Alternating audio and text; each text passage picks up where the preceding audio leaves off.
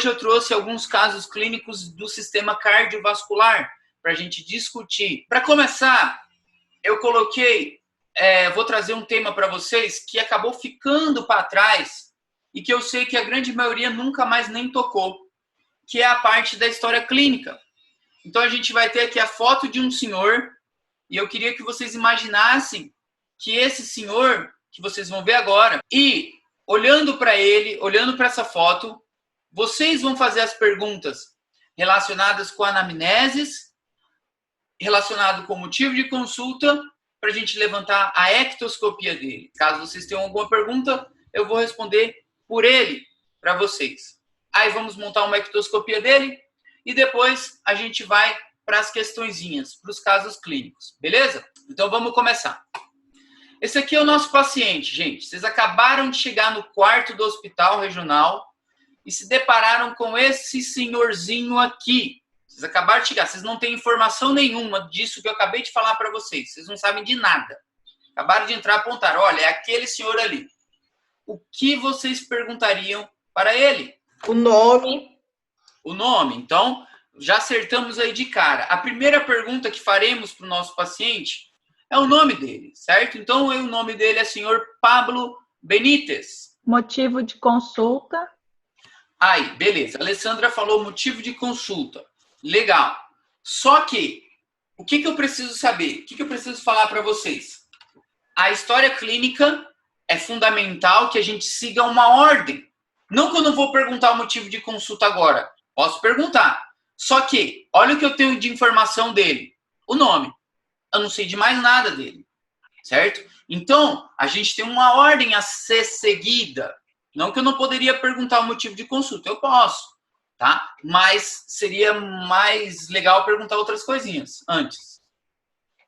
A idade, os hábitos dele. Vamos com calma. Idade. Ele tem, não sei se vocês estão anotando, ele tem 65 anos.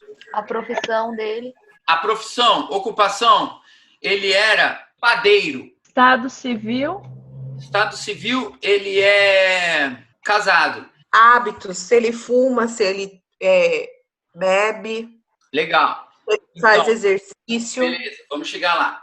Assim como eu comentei agora para a Alessandra, a gente precisa seguir uma ordem. Os hábitos, se vocês lembram da história clínica, por isso que é bacana a gente voltar. Hábitos é algo que a gente vai pôr lá no APP. Depois do AEA, depois do AREA, lá longe a gente vai perguntar. Por mais que eu possa perguntar agora, eu posso.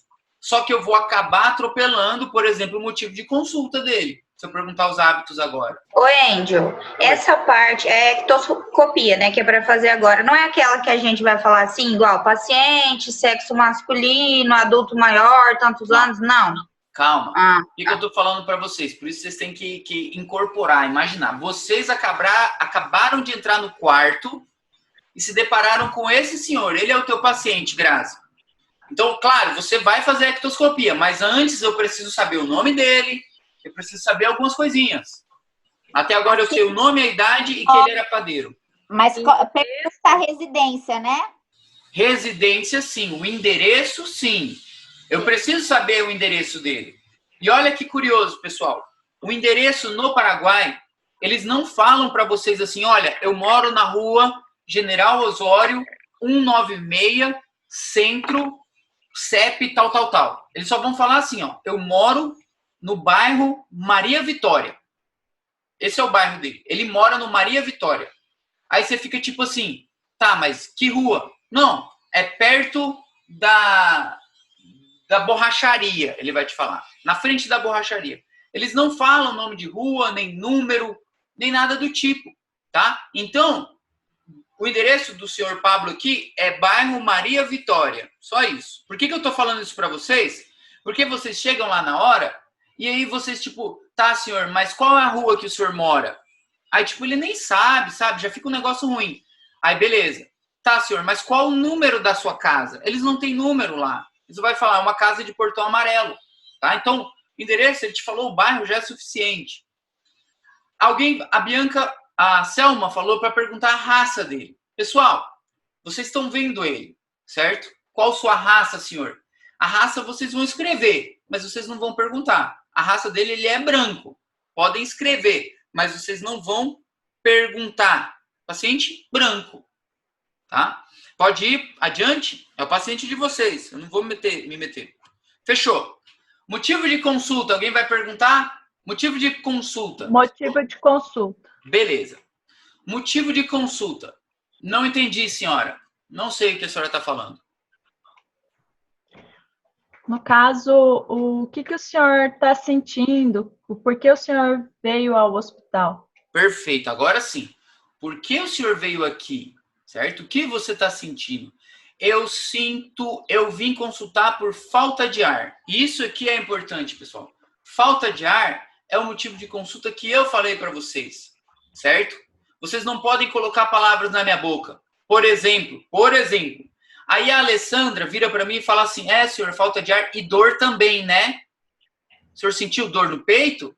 Na hora ele vai te falar, sim, eu também estou sentindo dor no peito. Entendeu? Ele não te falou isso. Você fez ele falar isso. Isso é muito diferente dele te falar. Entendeu? Então é algo muito delicadinho, né? Com o tempo a gente vai pegando esse filtro. Então o motivo de consulta dele é falta de ar e ponto final, tá? Outra coisa, eu não vou pôr Disney no motivo de consulta dele. Isso daí eu sei que vocês lembram, né? Então é falta de ar. Beleza. O que vocês perguntariam para ele sobre essa falta de ar? Qual o início? Quando começou? Quando começou essa falta de ar? Perfeito. Começou fazem uns 4 meses. 3 meses, ou melhor, 3 meses. Engel, agora no caso é o AEA, né? Sim, senhor. Fazem 3 meses que começou essa falta de ar.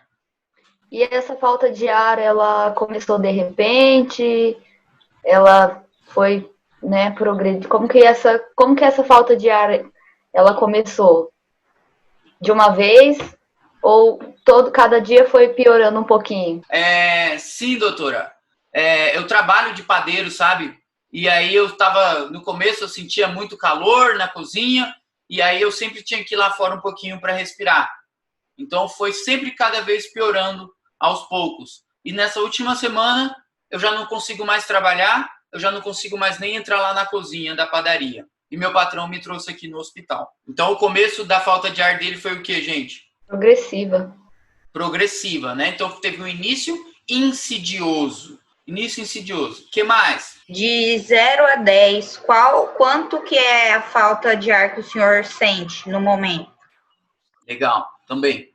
A Grazi usou aquela técnica da dor, né? Isso daí é para dor. De 0 a 10, quanto o senhor sente sua dor? Existe alguma posição que o senhor fica que melhora essa falta de ar? Boa pergunta. Atenuantes, né? Sim, doutora Preta. Eu tô sentado aqui, doutora, porque eu sentado aqui eu me sinto melhor. Eu gosto de ficar só sentado. Lá em casa eu durmo no sofá da sala sentado, porque eu me sinto bem assim. E o senhor fez o uso de alguma medicação para essa falta de ar? Então, doutora, ano passado, quando eu me consultei, minha filha me obrigou a vir aqui, o doutor passou vários remédios para mim.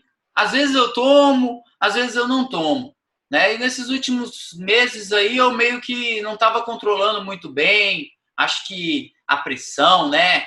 Não sei explicar bem. Mas eu tenho uns remédios lá, só que eu não sei, eu não estou tomando direitinho, não sei o que eu tomo. Hein, senhor Paulo, por que o senhor dorme no sofá? Você pode me explicar melhor o motivo de dormir no sofá? Eu não gosto da minha mulher, prefiro dormir no sofá. Ei, Andy. Oi. Voltando lá no Alicia, né? Já que tem um atenuante, a gente poderia perguntar o agravante, né? Se tem alguma posição, qual piora essa falta de ar. Boa também, muito bom. Isso daí, gente, que massa! O Arthur, tava brincando, tá? É que eles brincam mesmo com a gente também, às vezes. Não, beleza. O Michael falou uma coisa muito boa também, gente. Se tem um atenuante, vai ter um agravante. E o que piora a falta de ar dele, doutor, quando eu deito eu não consigo respirar. Eu não posso deitar. E aí eu não consigo respirar. E também, eu acho que minha casa é muito abafada. A cozinha da padaria é muito abafada também.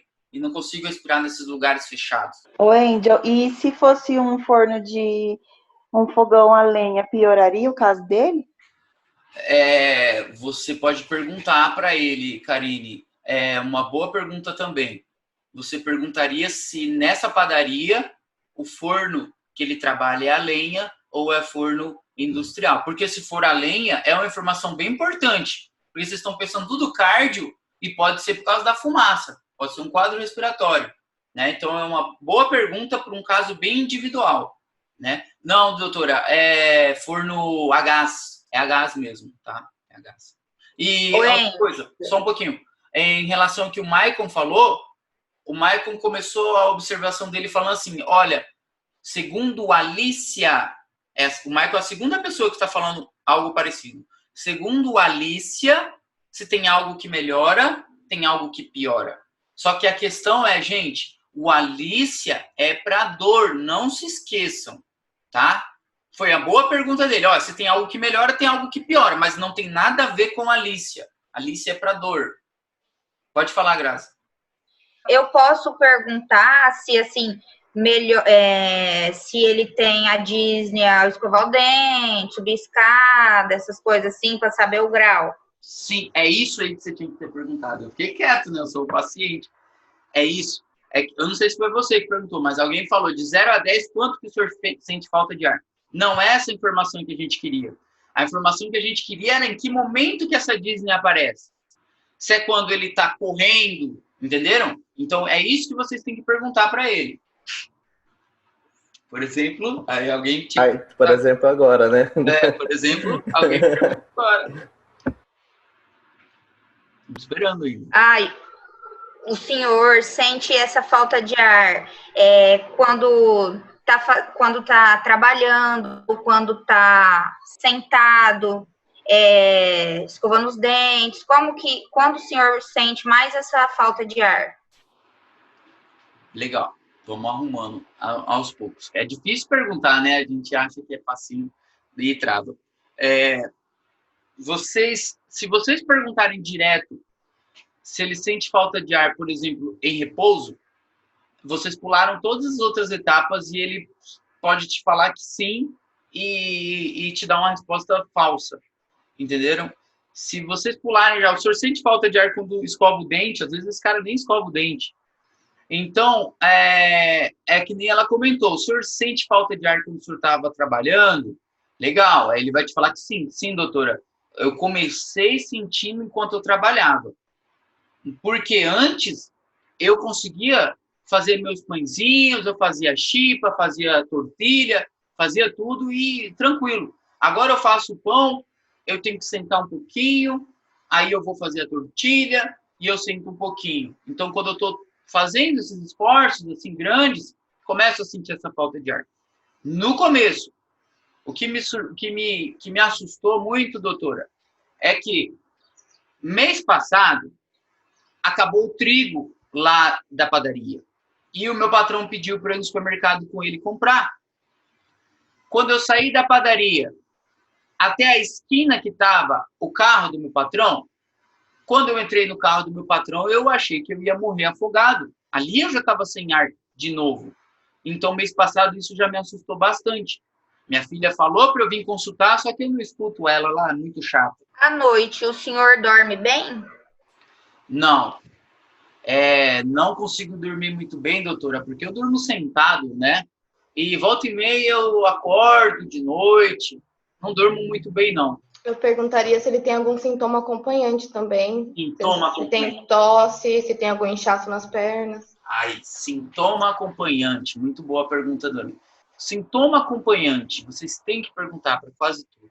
Então, doutora Inayá, sim, essa minha tosse me incomoda muito, principalmente de noite. Essa tosse me incomoda muito, doutora. E como que é essa tosse do senhor? É uma tosse seca? É uma tosse que tem catarro? Não, não tem. Só é igual essa que eu fiz agora. É uma tosse bem seca, doutora. Bem seca. Nunca saiu nenhum catarro, não. Algo mais? Vocês que são Vocês são os médicos aqui, os alunos e tal. Se vocês acham que essas informações são suficientes, uai. Não tem porquê. Aí a gente pula para a ectoscopia, é assim. E o senhor acorda por causa dessa tosse à noite ou não? O senhor acorda tossindo ou essa tosse não incomoda durante o sono? Então, mocinha, eu acordo à noite mais pela falta de ar mesmo. Eu já percebi que eu já acordei algumas vezes, principalmente nessa última semana, com esse DUPA, com essa falta de ar. E aí, ao despertar, eu começo a tossir bastante. Eu levanto e caminho um pouquinho lá fora, respiro um ar puro, e aí eu melhoro. Mas a falta de ar me faz acordar de madrugada mesmo. É ruim, é muito ruim. Só isso? Algo mais? Essa tosse melhora em algum momento, piora? Tem algum momento que ela piora, algum momento que ela melhora? Não, ela só vem. Oi. Oi. Nesse caso aí, eu posso perguntar se a disneia dele é mais grave no final do dia ou no início do dia, ou quando desperta? Pode perguntar também. Todos esses sintomas vocês podem perguntar, né, em que momento esses sintomas aparecem, tanto a tosse quanto a disneia, né? Então essa disneia dele, pessoal, é o seguinte. Então, doutor, essa falta de ar, ela aparece mais no período da noite.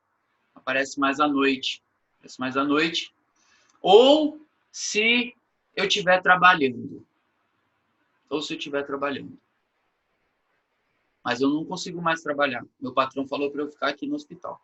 Mais alguma pergunta, gente? Vocês estão esquecendo de coisas muito importantes. Cadê o resto? Tem várias pessoas aqui, tem 38. Agora eu posso perguntar se ele fuma? Aí, claro, é isso aí, Karine. Se ele fuma, eu fumo, doutora Karine, fumo. Há quanto tempo o senhor fuma? Boa pergunta. Fumo desde os 15 anos, mas não conta para minha filha, não. Tá, e o senhor fuma quantos cigarros por dia? Agora eu fumo bem menos, mas um pacote por dia, uma carteira de cigarro por dia, mais ou menos. E bebe? O senhor bebe? Bebida alcoólica? Bebo um pouquinho só quando eu tô trabalhando. Algo mais, gente? Si tienen enfermedades como diabetes, hipertensão. Aí, agora sim, também muito boa pergunta. Vocês têm que perguntar se esse senhorzinho aqui tem alguma patologia de base. Se ele tem hipertensão, se ele tem diabetes, se ele tem uma gastrite, algo do tipo. Tenho sim, doutor. Minha filha fala que eu sou diabético e eu tenho pressão alta. O que mais? Faz uso de medicação para essa pressão alta, senhor Pablo? Eu faço, doutora, mas eu não sei o nome. Toma todos os dias certinho? Às vezes eu esqueço, doutora. Los antecedentes familiares. Se alguém da família, como antecedentes familiares? Se seus padres não tiveram infarto ou algo assim. Legal. Essa pergunta do Derlis é muito boa e eu vou trazer um negócio bem bacana para vocês.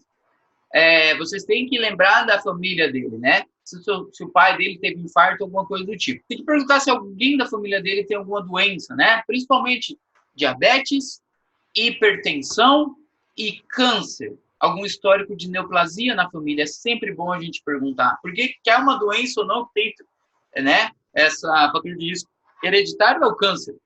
Então, é importante perguntar.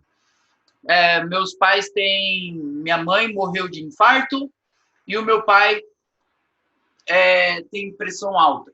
Meu pai tem pressão alta e diabetes também. Então, vocês estão anotando aí nessas informações, porque é desse jeito, vocês vão anotando tudo assim. O que mais?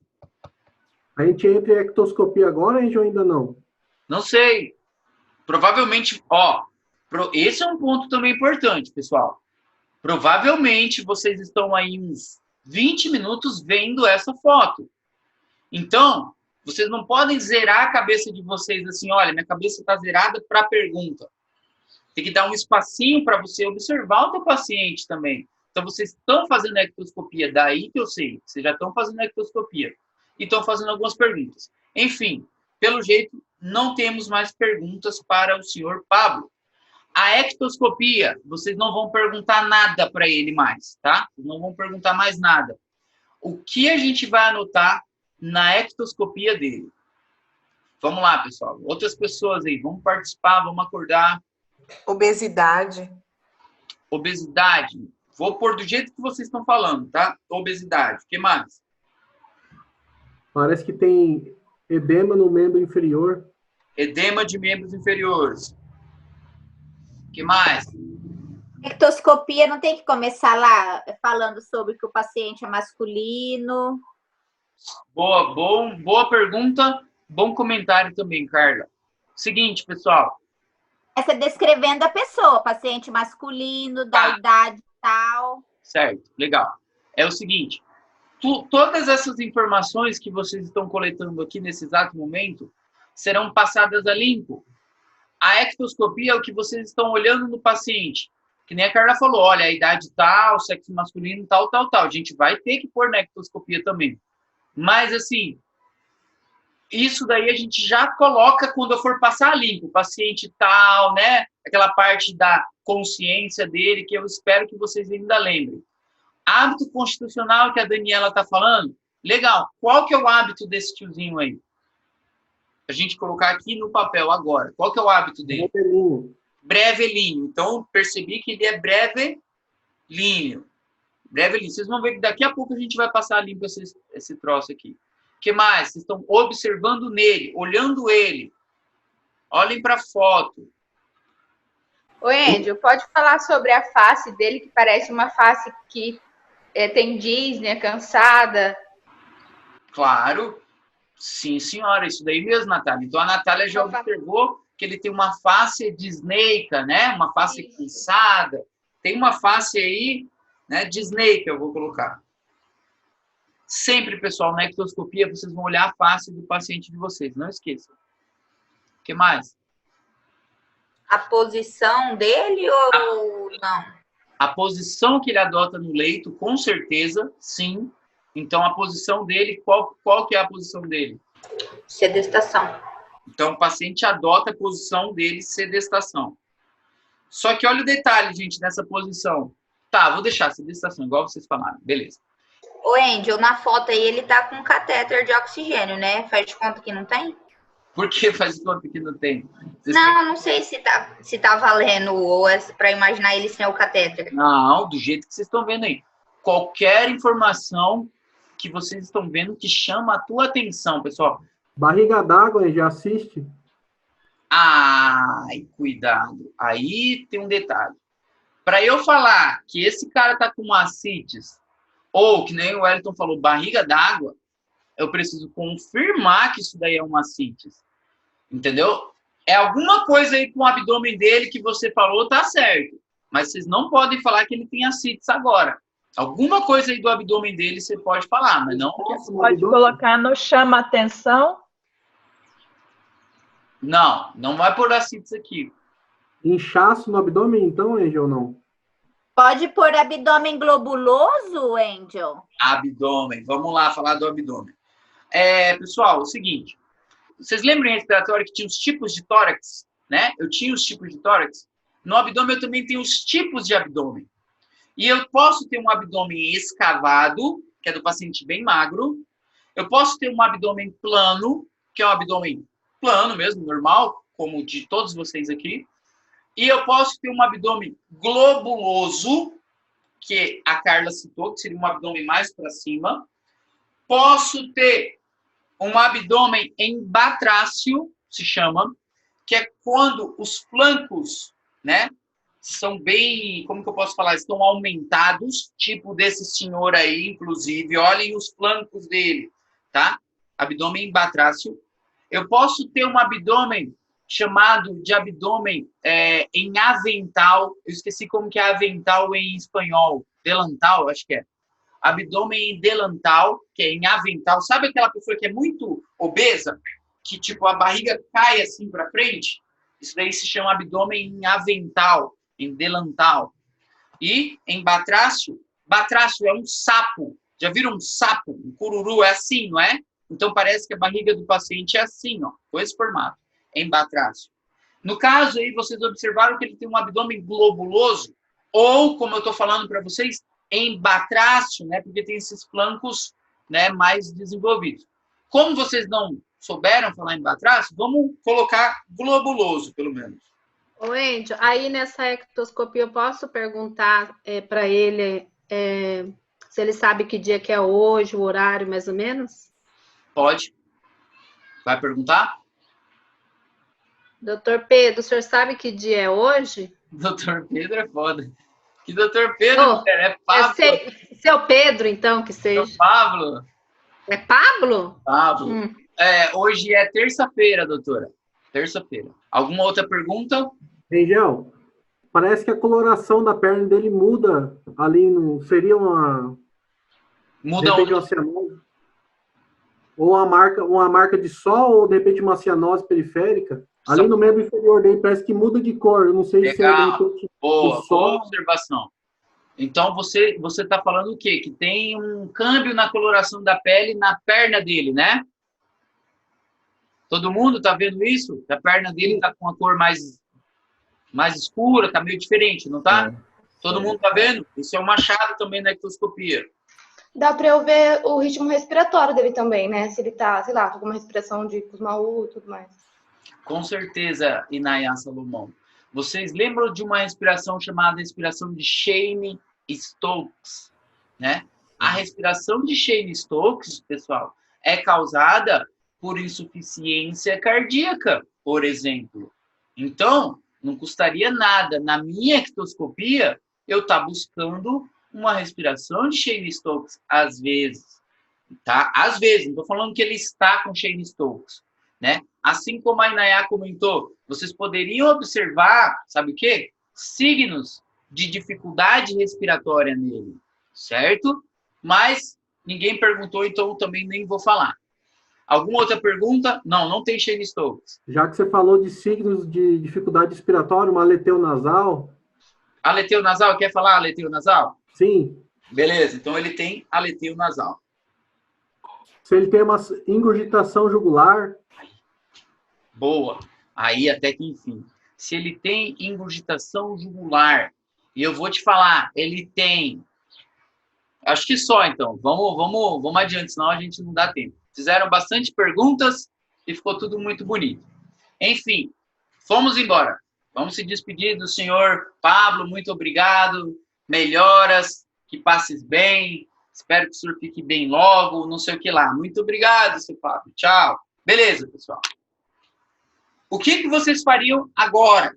Se estivéssemos no momento, vocês sairiam dessa sala dele, quebrando o pau um com o outro, porque um atravessou o outro perguntou coisa errada, ninguém perguntou se ele tem alergia a alguma coisa, esqueceram de perguntar se ele, como está a urina dele, não sei o que lá, iam sair tudo quebrando o pau.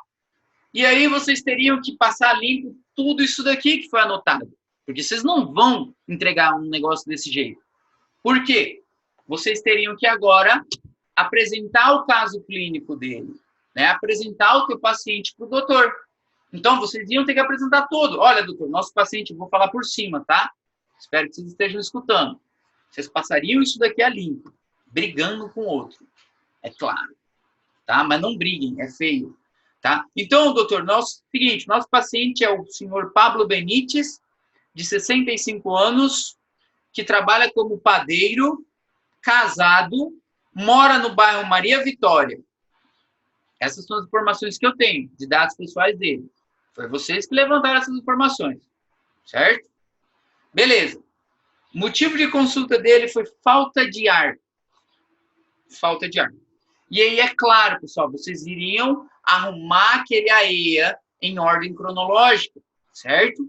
Eu só vou ler as informações que vocês levantaram aqui. Temos que a falta de ar dele teve um início insidioso de 3 meses, certo? Que melhora ao estar sentado e piora ao estar deitado, certo? Que atrapalha o sono dele, onde ele chegou a despertar algumas vezes por falta de ar e por uma tosse seca, certo? E uma tosse seca. E essa dísnea dele, ninguém ainda colocou a estratificação dela de dísnea grado Q. Ficou tipo algo jogado. Tá? Então, não chegamos num consenso da dísnea dele. Fechou. O que mais que eu tenho? Eu tenho que ele fuma, né? Vocês levantaram que ele fuma desde os 15 anos de idade, um pacote de cigarro todo dia. Ele bebe, certo? E dorme mal. De hábitos, é isso que eu tenho anotado. De hábitos, certo? Então, vocês estão vendo agora, com calma, que está faltando um monte de coisa. Ficou para trás, tá? Temos que ele tem patologia de base, diabetes mellitus e hipertensão arterial, certo? E temos que ele tem um histórico familiar, onde o pai dele tem diabetes e pressão alta e a mãe dele morreu de infarto. Essas são as informações que eu tenho, que vocês levantaram. O que está faltando, que é muito importante. Vamos lá. Ninguém falou do areia. Lembra do areia, que era antecedente remoto da enfermidade atual? Ninguém perguntou para ele se em algum momento ele já consultou por essa mesma falta de ar. Essa seria a nossa areia. Então, não tenho areia na minha história clínica, tá? Todo mundo está entendendo, né? Então, esquecemos o areia. Por isso que temos que seguir aquela ordem. Outro detalhe, nos hábitos dele, no APP, ninguém perguntou se esse senhorzinho já fez alguma cirurgia na vida. Se ele já tirou uma vesícula, se ele já operou de uma hérnia, ninguém perguntou. É importantíssimo. Ninguém perguntou se ele é alérgico a algum medicamento, né? Imagina se a gente tem que entubar esse senhor, se tem que dar algum remédio, alguma coisa do tipo, eu não sei se ele tem alguma alergia, certo? Outra coisa, a urina do paciente de vocês. Ninguém perguntou também se ele está urinando com uma frequência normal, né? A cor dessa urina. Era um senhor obeso, mas, da mesma forma, acho que esqueceram de perguntar sobre a alimentação dele. Se é uma alimentação rica em fibras, se é uma alimentação rica em graça, certo? Também esquecemos de perguntar se ele pratica alguma atividade física, né? Ele poderia trabalhar como padeiro, legal, mas ele poderia falar para vocês que ele joga um futebolzinho no final de semana, algo do tipo, ou não pratica a mesma atividade física. Sobre as fezes desse paciente também não perguntamos, né? A catarse dele, e se ele percebeu alguma alteração no seu peso, tanto para mais ou se ele perdeu peso. Né? Para mais seria o mais adequado, inclusive. Só para vocês verem, não estou falando que vocês fizeram errado, vocês fizeram muito bem, inclusive. Vocês perguntaram um monte de coisa bacana, certo? Foram muito bem. Só para entender que, tipo assim, na hora dá um branco na nossa cabeça. E por isso que é legal a gente voltar e ficar refazendo isso aos poucos. Porque mesmo que a gente não tenha um paciente na nossa frente, devido a essa pandemia toda, a gente consegue com calma conversar e entender esses macetes, né, essas dicas. Na ectoscopia dele. E aí, vamos começar a ectoscopia que nem a Carla falou aquela hora, né? Então seria paciente do sexo masculino.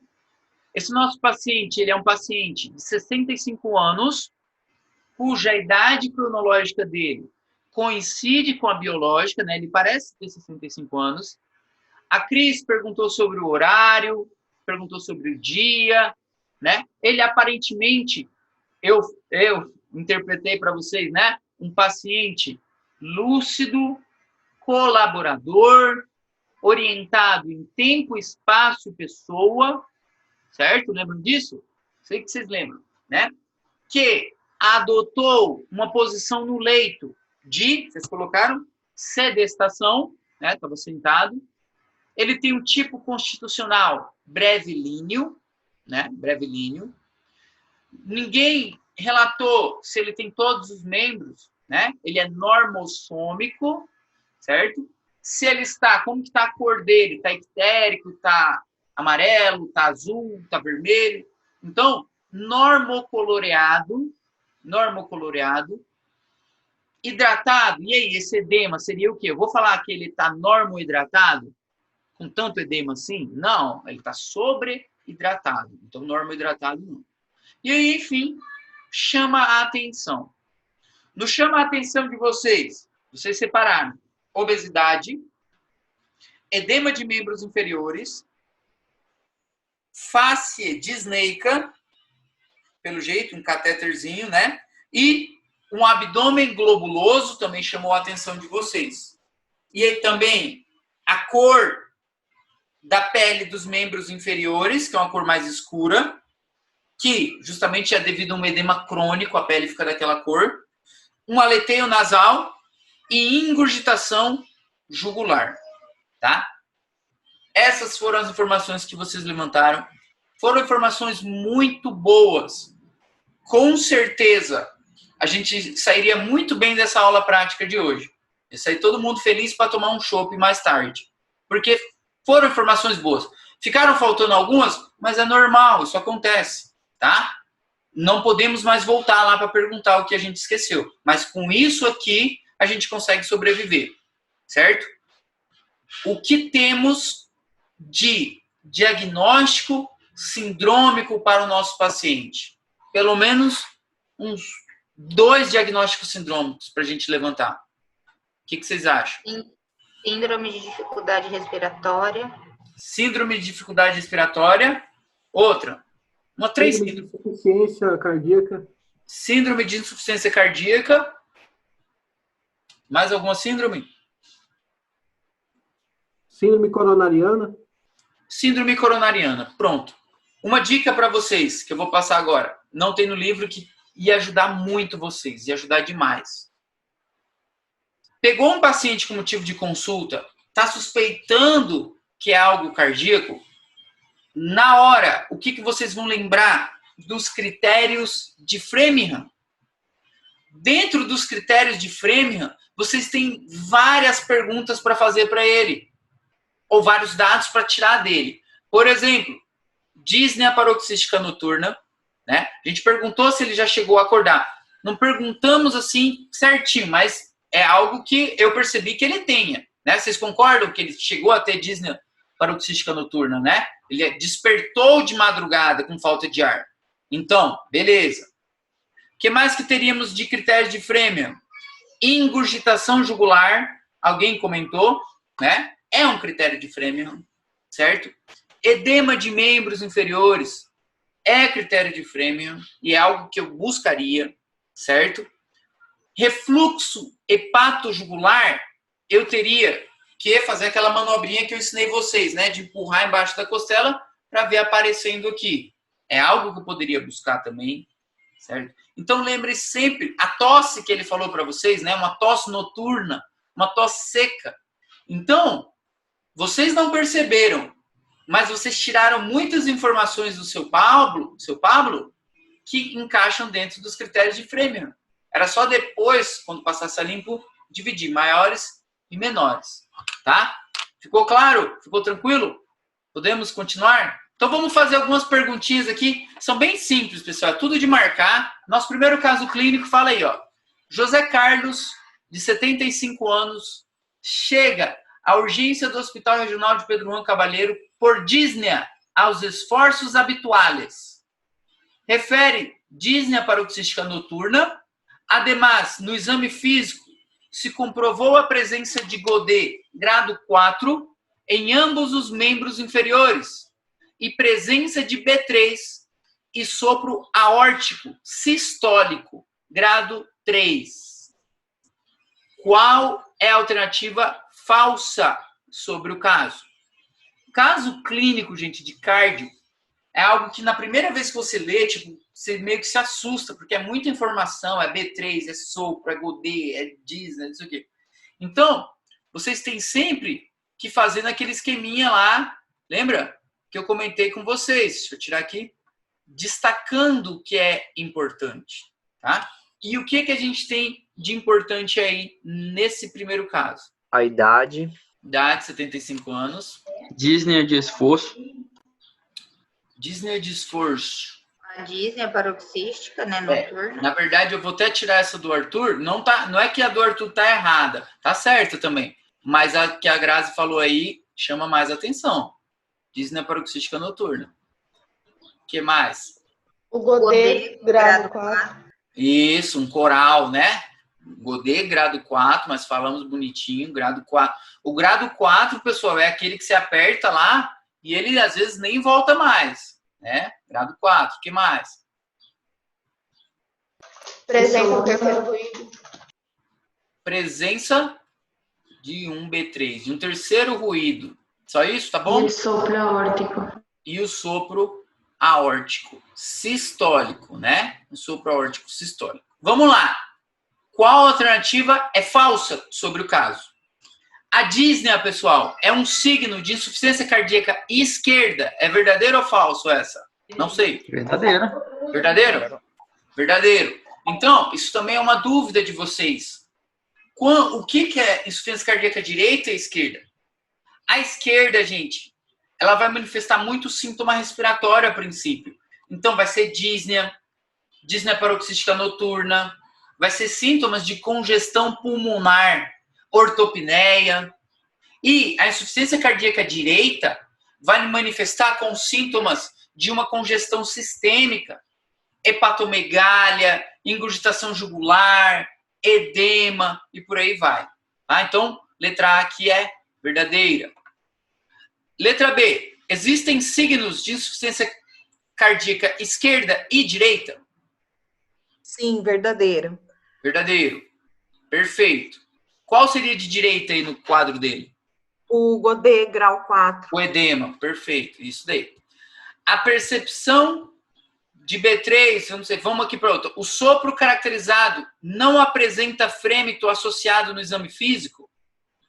O sopro corresponde a uma estenose aórtica? A percepção de B3 ocorre na fase de lenado ventricular lento? E aí, qual dessas aí também é falsa ou verdadeira? O sopro dele, vamos para a letra E, que é mais fácil de responder. Esse sopro dele aqui, ó, é de uma estenose aórtica? É. Como você sabe disso? Por causa da regrinha lá. Por causa do DICE-CID, né? Vocês lembram do DICE-CID? Então, um sopro aórtico, né? De C. Se é sistólico, é por C, estenoses. Então, acertamos essa daqui, certo? O sopro caracterizado não apresenta um frêmito associado no exame físico e a percepção de B3 ocorre na fase de lenado ventricular lento. O que vocês acham dessa letra C aqui? Vocês lembram que tinha um B3 e tinha um B4? O B3, pessoal, para a gente não perder muito tempo, inclusive, já vamos lá falando, ocorre numa fase de lenado ventricular rápido. Rápido. Não é lento. Então, na hora que abre aquelas válvulas atrioventriculares, certo? Então, é após a abertura dessas válvulas. Um lenado ventricular rápido. Tanto é que o B3 é chamado de galope ventricular, certo?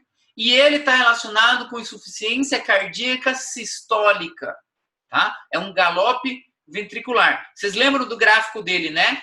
Que ele fazia... Aqui era o B1. Vou fazer aqui o desenho rapidinho. Tinha um B1 aqui. Aí a gente tinha B2. Tá, né? E o B3 é logo após o B2. Então aqui a gente teria um B3. Que me dava lá tá, Kentucky. Né? Vocês lembram daquela aula. E depois, lá na frente, o B1 de novo. Né? O B4, que não é dessa questão, inclusive, é devido a uma contração auricular. Né? Então, ele é um ruído associado à insuficiência diastólica. E ele já é lá para o início, ele vem antes do B1. O B4 teria que vir aqui. Um B4. Que é sempre patológico, inclusive. Então, a que seria falsa nesse caso, letra C, tá? Porque não é lento, é rápido. Sugiro vocês voltarem nessa parte, inclusive, porque é uma das piores partes. Vamos para a próxima, que tem a ver com o mesmo caso. Sobre o caso do senhor José Carlos, seria importante perguntar para ele, exceto, tá? Exceto. Ou seja, tem perguntas importantes aí, menos uma. Se teve dor torácica aos esforços, vocês perguntariam? Se ele veio de alguma região endêmica de Chagas, se fez alteração de hábitos alimentares, tipo sal, alguma coisa do tipo, se ele tem histórico familiar de cardiopatia e se ele é etilista de consumo elevado e diário, que vocês não perguntariam dessas, ou seja, que não teria tanta importância. Sobre o Chagas. Sobre o Chagas. Isso aí mesmo, que nem a Janina falou. Então, gente, são perguntas essenciais. Então, pela lógica, dentre todas essas, é a menos importante, inclusive, essa daqui, Chagas. Tá? Por quê? Eu poderia perguntar se ele faz algum tratamento ou abandonou esse tratamento, se tem algum fator agravante, se ele tem hipertensão, se ele já infartou. São perguntas importantes. No Argente, no livro de vocês, nesse capítulo, inclusive, tem uma tabela gigantesca. Está no material de vocês também, eu coloquei lá. Com esses fatores, tá? Da insuficiência cardíaca. Tá bom? Tem uma tabelona lá, bem grandona. E não está escrito Chagas nessa tabela, inclusive. Tá? Então é isso mesmo. Chagas. Vamos para a próxima. Antônio Lopes. Puta, é um caso clínico gigante, mas é bobeira. Antônio Lopes. 67 anos, portador de hipertensão, diabetes, infarto agudo, infartou faz 3 anos, com uma revascularização cirúrgica. Faz 3 meses que ele apresenta edema de membros inferiores, com empeoramento evolutivo. Atualmente, esse edema já está na coxa dele. Tá? Relata que não consegue dormir na sua cama com a sua mulher, preferindo ficar em uma cadeira. Relata um aumento do volume abdominal e faz 3 dias uma tosse seca e redução da sua diureses. Relata cansaço para banhar-se e vestir suas roupas. Também relata o uso de aspirina, 500 miligramas por dia, mas a indicação do seu médico é de apenas 100 miligramas por dia. Se observa uma dificuldade e cansaço ao responder às perguntas durante a anamnese. Ao exame, se observa ingurgitação jugular, B4 e B3, sopro sistólico pancardíaco, murmúrio vesicular abolido em ambas as bases, abdômen embatráceo com matidez cambiante, edema simétrico, frio e Godet grado 4. Escolha a opção correta. No caso clínico grande, não é grande, são informações muito importantes. E vocês viram que lendo esse caso clínico aí, não parece que a gente está falando daquele senhorzinho lá que acabamos de falar? Eu vou até pausar para ele. E aí, pessoal, o que vamos destacar aqui? 5 coisas, rapidão. Qualquer coisa que vocês puderem falar. O que vocês acharem? Ele não consegue dormir, né, na cama, dorme na cadeira. Dorme na cadeira.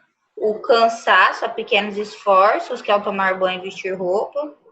Esse aqui vamos destacar, né? Cansaço ao banhar-se e vestir sua roupa. Perfeito. O que mais? Infarto. Usar aspirina.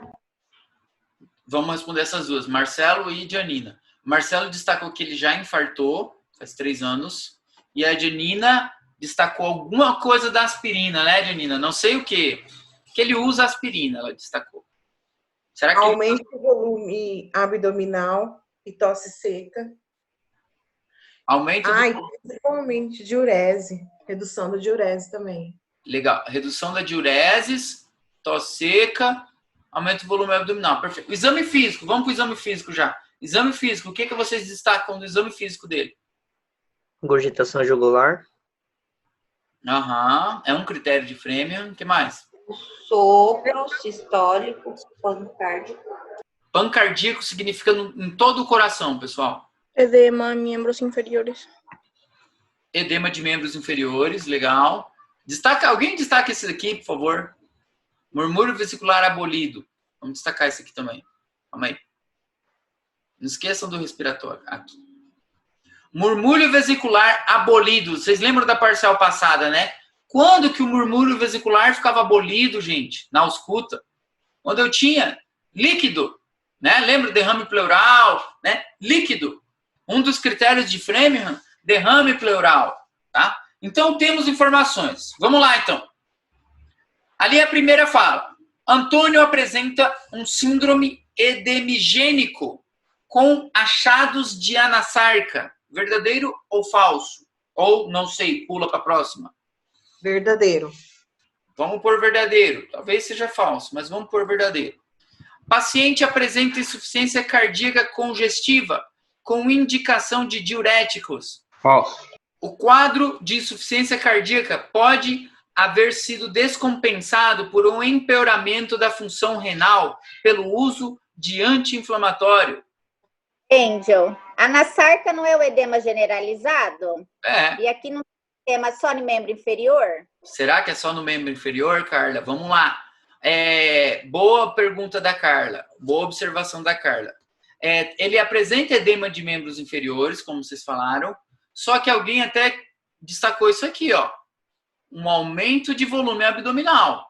E olha, gente, esse abdômen aqui em batrácio, que é aquele do sapo, com matidez cambiante, isso aqui nos indica que tem líquido na barriga dele, que é o da ascites, né? Ele tá cheio de líquido, esse cara. Esse cara tá com líquido nas pernas, tá com líquido no abdômen também, né? Não está falando que ele tá com anasarca, fala que ele tem achados de anasarca, ou seja, de um edema generalizado. Realmente ele tem mesmo. Sem contar que no pulmão também tem líquido, né? No pulmão, líquido também. Tem sim. Tá encaminhando ele. Não estou falando que ele está inchado, mas ele está indo para esse edema generalizado. A letra C, insuficiência cardíaca por empeoramento da função renal por anti-inflamatórios. Ele fala que usou 500 miligramas, né? Só que foi indicado pelo médico 100 miligramas. Então ele usou muito mais do que devia, né? Legal. Mais ou menos. Vou explicar para vocês. A Janina observou isso, inclusive. A Janina tinha observado essa questão do AS. Vou explicar para vocês. Não é que, tipo assim, ele usou errado. O médico indicou para ele essa dose de 100 miligramas por dia, que é uma dose para o AS ter uma atuação antiagregante plaquetária. Então, o paciente que tem, não sei se vocês conhecem alguém que tem insuficiência cardíaca, alguma patologia cardíaca, toma um AS todos os dias para evitar a formação de trombos. E ele não toma o comprimido inteiro, então ele toma uma dose menor, que é essa de 100 miligramas. Se eu não me engano, a dose é de 80 a coisa de 200 e poucas miligramas, que é essa dose anticoagulante aí, antiagregante plaquetária. A dose de 500 miligramas que está aqui, que é o que ele está tomando, é o inteiro. Ou seja, é para ele atuar como anti-inflamatório. Tá entendendo? E esse cara não pode ficar tomando tudo isso todo dia, porque senão vai ferrar o rim dele. Assim como está falando na alternativa C. Tá? E assim como a Grazi comentou aí. Então, o uso desse anti-inflamatório nessa dose toda, de forma crônica, vai causar uma insuficiência renal, tá? O que explica esse edema generalizado dele. Então, também é verdadeiro a letra C. O que mais? Deixa eu só marcar aqui. Verdadeiro, verdadeiro, verdadeiro. Pela classificação de Nirra, Antônio se encontra em classe 4. Acho que alguém... Sim, classe 4. Por que classe 4? Porque ele é um paciente cardiopata. Classe 3, né, Índio? Classe 3 por causa desse banhar-se aqui e vestir suas roupas, Isso. né? Legal. Isso. Só que Porque olha... o 4 seria em repouso? Legal. Só que olha como a vida é traiçoeira, pessoal. A vida é traiçoeira. Tudo ali está indicando para vocês marcarem a classe 4 mesmo, por causa do banhar-se e vestir roupas. Legal. Só que olha que bem aqui ele fala, ó. Se observa uma dificuldade e cansaço ao responder às perguntas da anamnese. Ou seja, Ele relatou que ao se trocar ele sente falta de ar. Legal. Só que só dele estar sentado na minha frente, respondendo essas perguntas, teoricamente ele está em repouso. Teoricamente ele está sentado, está em repouso. Ou deitado, que seja. Né? Em ortopneia, que seja ele sentadinho e respondendo. Então ele já está com dísnia em repouso. Ele que não se tocou ainda. Mas vocês, como um médico, como examinador, tem que se tocar. Então, isso aqui é uma pegadinha, tá? Inclusive. Essa dísnia dele já é grado 4. Então, todas seriam corretas. Uma boa pergunta essa, inclusive. Bem feita. Vocês entenderam ela? A questão da Nassarca é porque ele tem uma insuficiência cardíaca? Tem. E o edema cardíaco é membros inferiores. Só que a partir do momento que lesou o rim dele, ele começou, né, a todo aquele quadro de hipoalbuminemia e etc. Então, essa insuficiência renal levou a um aumento desse edema. Então, claro, a letra A ali está dentro do jogo. Se ele está cheio de líquido, querendo ou não, eu tenho que pensar nos diuréticos. Então, verdadeiro. Empiorou a letra C. O quadro dele foi piorado por todo esse uso de anti-inflamatório, com certeza, né? E ele é NIRA grado 4, porque ele está com dísnia em repouso. Por isso que... mas ele está falando que está tomando banho, isso aqui é grado 3. Tá, mas a próxima é grado 4. Se o cara é 4, ele é 3 também. Então, beleza. A B eu falei que era falso porque foi interpretação errada. Eu entendi que ele estava utilizando diuréticos e tinha causado a insuficiência cardíaca. Foi erro na interpretação. Sim, acontece. É nóis. 4. Caso da Vitória, de 69 anos. Vitória, 69 anos, faz um tratamento regular para insuficiência cardíaca congestiva. Nem se preocupe, eles colocam um monte de nome de remédio para atrapalhar vocês mesmos, tá? Não morram de medo com isso. Com captopril, metoprolol e hidroclorotiazida. Relata falta de ar aos esforços e inchação nos seus tobilhos e pernas. No exame físico, regular no estado geral, eupneica, em repouso, acianótica, anictérica, pressão arterial de 126/74, frequência cardíaca de 122, ingurgitação jugular bilateral, pulsátil a 45 graus, murmúrio vesicular presente com estertores crepitantes nas bases, ictus palpável no 6º espaço intercostal esquerdo, bulhas rítmicas, sem sopros, presença de terceira bulha no foco mitral, fígado palpável a 4 centímetros do reborde costal direito, doloroso, edema grado 4 em membros inferiores. É uma porrada de coisa. Mas a pergunta é bem simples. A presença da terceira bulha é signo de quê? Olha só, pessoal, é uma pergunta gigantesca, com remédio no meio, com achado semiológico no meio, com dados dados vitais no meio, né? Tudo para confundir vocês. E a pergunta é muito simples. O B3, o R3, essa terceira bulha, é signo do quê? Só isso que quer saber. Vocês não precisavam nem desse quadro todo aqui para responder isso. É uma pergunta só para confundir mesmo. O B3 significava o quê? Acabei de falar, inclusive. Disfunção diastólica do ventrículo esquerdo, disfunção sistólica do ventrículo esquerdo, aumento da pressão sistólica final de ventrículo esquerdo, aumento do fluxo sanguíneo valvar na contração atrial, aumento da pressão no parênquima pulmonar. O que vocês acham? O B3 servia para quê? Eu acho que é a letra A. Disfunção diastólica. Então, vamos já descartar a letra A. O B3, a gente tinha separado ele num caso de insuficiência cardíaca sistólica. Sistólica, né? Então, a letra A fala disfunção diastólica, certo? Então, sistólica já não é. A diastólica, desculpa, diastólica não é. A diastólica é para o B4. Tá? O B3, gente, o coração, ele está com muito volume residual, né? Então, ele faz esse ruído anormal quando o sangue bate nesse volume que está dentro ainda, tá? Nesse volume de sangue ventricular. Ô, Angel, mas o terceiro ruído não é no início da diástole? No início da diástole. Mas, para diástole, o relaxamento indica o quê? Para entrar sangue, mas ainda ficou sangue lá dentro, entendeu? Tem uma sobrecarga, tem volume ainda, que não foi ejetado todo, tá? Então, por isso que ele aparece. A letra E não tem nada a ver, aumento da pressão pulmonar, não tem nada a ver com ruído cardíaco. A letra D, aumento do fluxo sanguíneo, decontração atrial, gente. Se é contração atrial, é B4, não é o B3, tá? Disfunção sistólica do ventrículo esquerdo, legal, é o que daria o B3.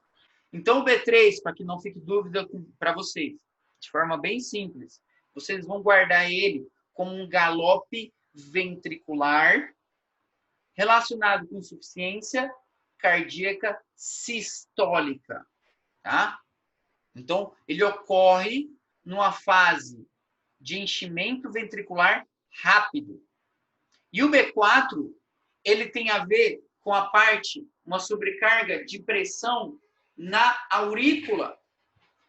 Tá? Então, aquela aurícula, por isso que chama uma contração atrial alterada, né? Uma contração auricular que me dá esse ruído do B4, tá? Que é um ruído lá do lado do B1. Bem, ele é mais raro e ele se confunde às vezes com desdobramento de B1, mas é bem raro ter um desdobramento de B1, então é melhor ter um B4 e que ele é sempre patológico. Insuficiência diastólica, o B4. Vamos para a próxima. Essas aqui são bem curtinhas, pelo menos. Carlos Luiz, de 61 anos, com uma válvula aórtica bicúspide, assintomático, apresenta sopro diastólico aspirativo em terceiro e quarto espaço intercostal esquerdo. Melhor auscultado com paciente em sedestação inclinado hacia adelante. A ecocardiografia dele mostra uma fração de ejeção de 45%. Coloquei o valor normal para vocês aqui de 65 a 70. E regurgitação aórtica é importante. Qual é a provável valvulopatia do senhor Carlos? É insuficiência aórtica. É insuficiência? V de bola. Aórtica. Insuficiência aórtica. É a correta insuficiência aórtica. A Grazi acertou porque ela jogou no DICICID. Tenho certeza que ela jogou no DICICID. Então, foi isso mesmo. Pouco importou levar em consideração. Olha só, eu vou levar para a gente correr com o tempo. A válvula aórtica dele é bicúspide, ou seja, é algo congênito, certo? Ele apresenta um sopro aspirativo. Lembra aquele aspirativo que vai diminuindo, certo? Que foco que é o terceiro e quarto espaço intercostal? Foco acessório, né? O foco de Erbe ou foco aórtico acessório. Eram outras informações que melhor auscultado com o paciente em posição de Azuley. Então, essas informações, se vocês não soubessem de CICID, seriam informações que vocês iam ter que precisar delas para buscar um quadro de insuficiência aórtica. Então, essa insuficiência aórtica, se vocês colocarem uma tabelinha no material de vocês, certo? Vocês vão levar em consideração dela, que ela tem um sopro aspirativo, que esse sopro é melhor auscultado no foco de Erbe, né, o acessório aórtico, que ele melhora a imposição de Azuley. Isso é para insuficiência aórtica, tá? O sopro da estenose mitral, por exemplo, que é essa letra A, é o sopro enruflar, tá? O sopro da estenose aórtica é aquele sopro em diamante. O sopro da insuficiência mitral é aquele sopro em platô, né? Um sopro que pega todo o momento, tá? Em banda, que chama também em espanhol. Então, letra B, mais fácil. A sexta é facinho. É um achado muito sugestivo de insuficiência aórtica grave. Chantelasmas, signo de Glenard, signo de Musset, né? Janina já matou ali. Mesmo sem saber quais são os outros, né? Eu não sei o que é signo de Glenard. Eu vou marcar? Eu não sou doido. Signo de Musset.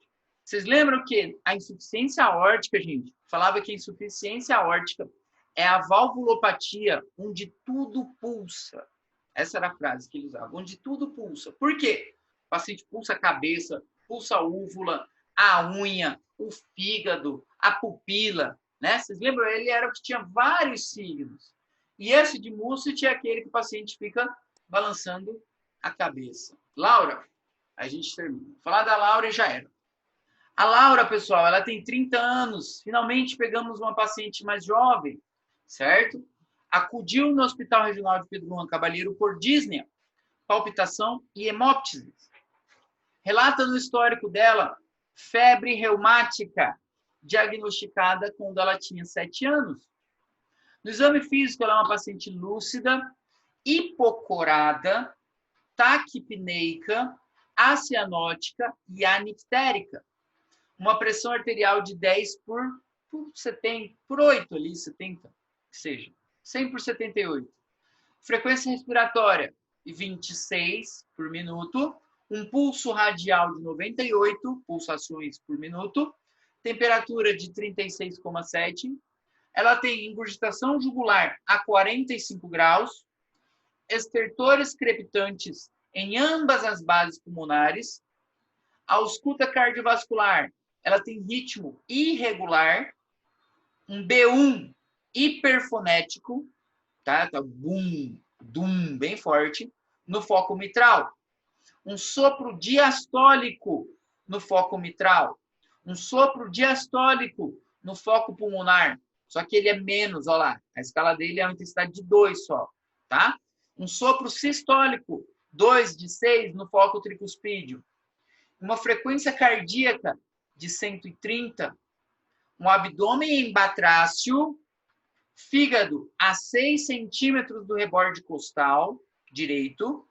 Doloroso à palpação e pulsátil. Signo do piparote. Esse signo do piparote, pessoal, em português é piparote. Matidez no espaço de Traub. Edema de membros inferiores. 3 de 4. Frio, blando e indoloro. O quadro dela tem muitas coisas.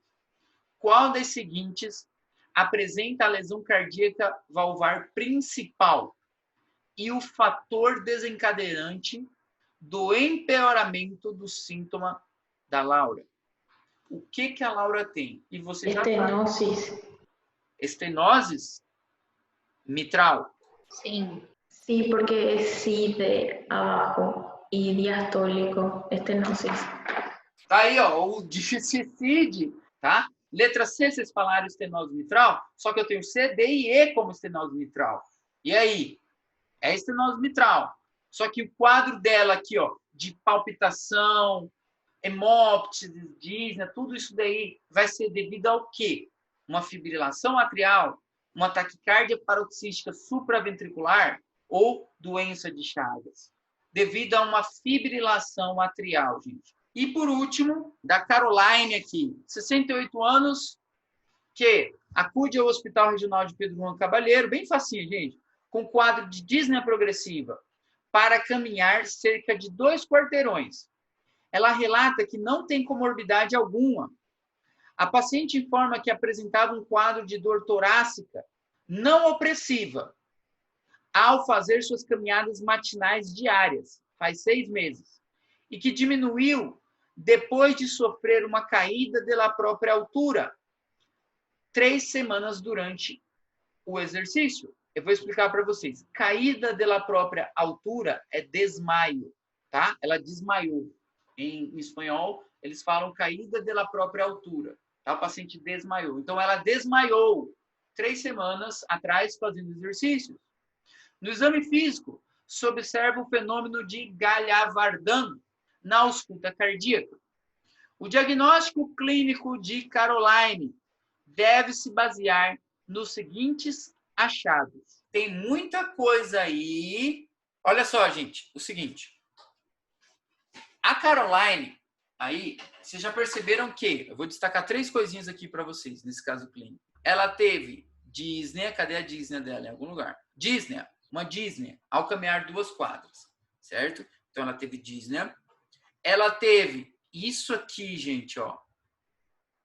Caída da própria altura, ou seja, ela desmaiou, certo?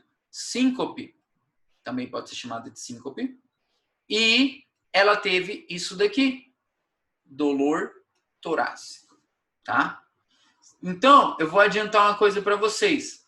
Se vocês voltarem no material e vão ler estenose aórtica, a estenose aórtica tem uma triada de sintomas que cursam com dísnea, dor torácica e síncope. Então, adiantando para vocês, porque já estamos no final, a Caroline tem uma estenose aórtica. Beleza? Então, adiantei. Agora vamos responder lá as perguntinhas. Então, a letra A está falando ali. Então, a letra A fala assim, ó, para a gente terminar. Os sintomas cardinais da insuficiência aórtica são angina, insuficiência cardíaca e síncope, desencadenada por esforços. Essa triada indica um pior pronóstico? É verdadeiro ou falso isso, gente? Verdadeiro. Verdadeiro. Falso ou verdadeiro? Verdadeiro.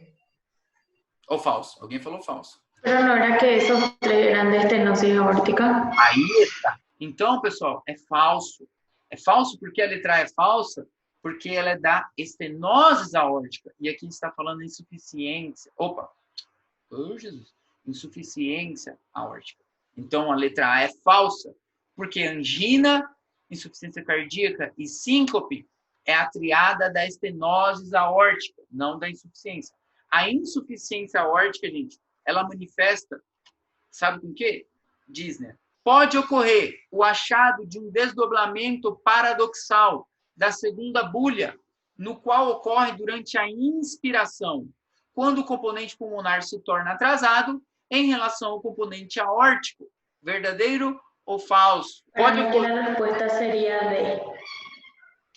Parece que a resposta seria D. A Janina já está quase respondendo tudo. Então, vamos lá com a Janina. Estou confiando nela também. Vamos marcar a letra D como verdadeiro. A B é falsa por quê? A B é falsa, gente, por causa disso daqui, ó. Pode ocorrer um desdobramento paradoxal de segunda bulha, né? Durante a inspiração. Calma. Lembra dos desdobramentos? O desdobramento da inspiração é fisiológico. Fisiológico, tá? O B2, quando tem esse desdobramento, é por um bloqueio de rama, tá? Esquerda. E é na expiração, certo? Se vocês lembram naquela aula de ausculta que eu dei para vocês, ele faz assim, ó. Dum-tlá, dum-tlá, dum-tlá, porque era um desdobramento. E na hora que o paciente expirava, ele voltava a se tornar dum-tá, dum-tá, dum-tá. Só que numa patologia, durante a expiração, ele teria que continuar. Dum-tlá, dum-tlá. Estão entendendo? Então a letra B está errada. O pulso paradoxal e o sopro diastólico, rudo, intenso, com formato crescendo e decrescendo no foco aórtico e de Erbe, são típicos do quadro. Tudo que a letra porque é sopro sistólico. Isso. E a letra D, que foi respondido pela Janina, que muito bem está estudando, assim como todas vocês, a paciente pode apresentar um pulso parvus tardus, geralmente relacionado à gravidade da lesão valvar. Então, o que é um pulso parvus tardus? É um pulso com pouca amplitude e lento. E por que ela tem um pulso com pouca amplitude e lento? Porque como tem uma estenose, esse sangue está fazendo força para sair, vai chegar na periferia um sangue mais fraquinho e mais lento. Então, a estenose aórtica manifesta com um pulso parvus e um pulso tardus. Então, pessoal, a resposta dessa seria a letra D, assim como a Janina respondeu. Então, por hoje, acho que é isso. Espero ter ajudado vocês de novo, assim como vocês me ajudam bastante. Ficamos assim. Até a próxima. Muito obrigado. Que Deus abençoe vocês.